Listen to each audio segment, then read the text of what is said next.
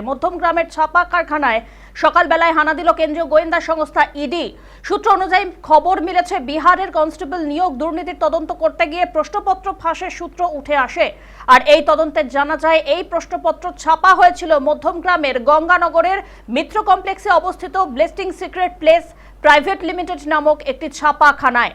আর সেই সূত্র ধরেই তদন্তকারীরা নিট 2024 অর্থাৎ 2024-এর প্রশ্নপত্র ফাঁসের সঙ্গেও এই ছাপাখানার যোগাযোগ থাকতে পারে বলে সন্দেহ করেছেন। এদিন সকাল থেকে ইডির এক বিশেষ দল ওই ছাপাখানায় তল্লাশি চালায়। বাজেয়াপ্ত করা হয়েছে একাধিক নথি এবং ইলেকট্রনিক্সের ডিভাইস।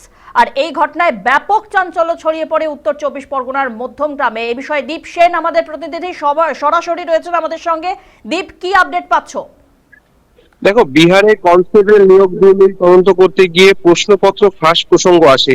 সেই প্রশ্নপত্র এই যে মধ্যমগ্রামের ছাপাখানা, সেখানেই কিন্তু ছাপা হয়েছিল বলে সূত্র মারফত উঠে আসছে। 2024 সালে নিট পরীক্ষা প্রশ্নের ফাঁসেও কিন্তু এই ছাপাখানার যোগ রয়েছে, এমনটাই কিন্তু সূত্র মারফত উঠে আসছে। আজ কিন্তু সকাল থেকেই এই যে ওল্ড যশোর রোড গঙ্গানগর মিত্র কমপ্লেক্সের পার্শ্ববর্তী যে ছাপাখানা, সেখানে কিন্তু সকাল থেকেই কেন্দ্রীয় বাহিনী নিয়ে একেবারে কেন্দ্রীয় সংস্থা কিন্তু হানা চালায়। এখনো কিন্তু সেই তল্লাশি চলছে।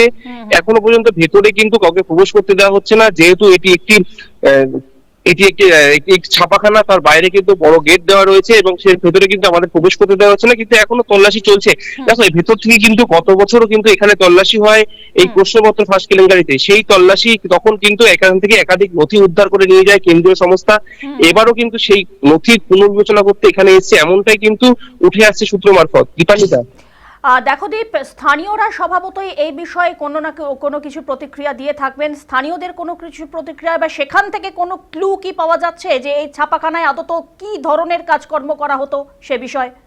দেখো, এই যে ছাপাখানাটা রয়েছে সেটি কিন্তু যে মেন রোড, যে ওল্ড যশোর রোড, সেখান থেকে কিন্তু একটু ভেতরে।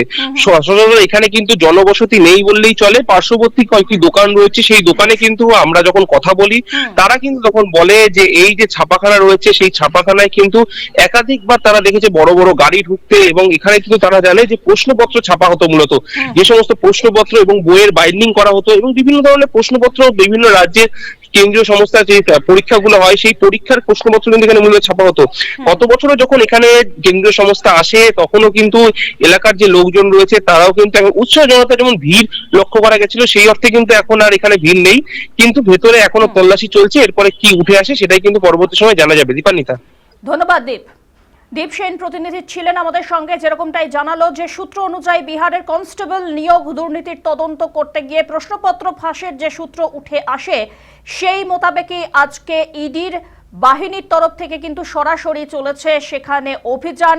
এখনো চলছে অভিযান এবং কেন্দ্রীয় বাহিনী নিয়ে রীতিমতো আটো বজ্র আটুনি নিয়েই কিন্তু মাঠে নেমেছে ইডি এনফোর্সমেন্ট ডিরেক্টরেট। তদন্তে জানা গিয়েছে প্রশ্নপত্র ছাপা হয়েছিল মধ্যমগ্রামের গঙ্গানগরের এই মিত্র কমপ্লেক্সে অবস্থিত এই বিশেষ যে ছাপাখানা, সেই ছাপাখানায়। যেরকমটাই দীপ বলল যে এখানে মূলত প্রশ্নপত্র ছাপা হতো, তো সেখানে কোনো রকম দুর্নীতির আঁচ কি আরো আগামী দিনে উঠে আসে সেই প্রশ্নের উত্তর কিন্তু অবশ্যই খোঁজা চলবে।